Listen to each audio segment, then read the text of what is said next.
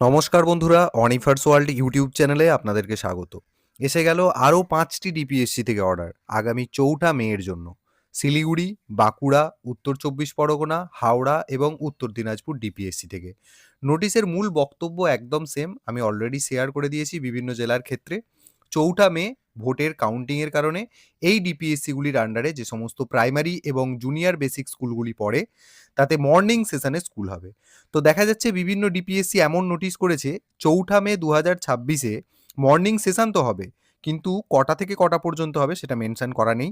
আর কিছু কিছু ডিপিএসসি একদম পরিষ্কারভাবে ক্লিয়ার করে দিয়েছে যে ৪ঠা মে ২০২৬ ভোট কাউন্টিংয়ের জন্য মর্নিং সেশন স্কুল হবে এবং সেটা অবশ্যই সকাল ৬:৩০ থেকে ১১টা।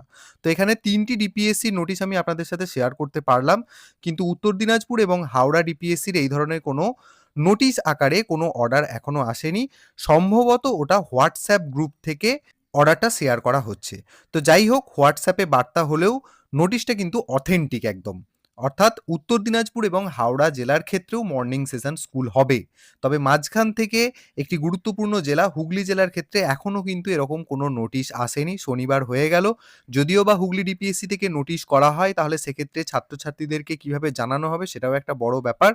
তো যেহেতু এটা একটা ইম্পর্টেন্ট এবং সেন্সিটিভ ম্যাটার, ছাত্রছাত্রী এবং শিক্ষক শিক্ষিকাদের ক্ষেত্রে ব্যাপারটা কিন্তু সুবিধাজনক হবে। তো যাই হোক, এই ছোট্ট আপডেট আপনাদের জন্য, ভিডিওটি অবশ্যই শেয়ার করুন এবং আপনারা যারা আমার চ্যানেলে নতুন তারা চ্যানেলটিকে সাবস্ক্রাইব করে নিতে ভুলবেন না।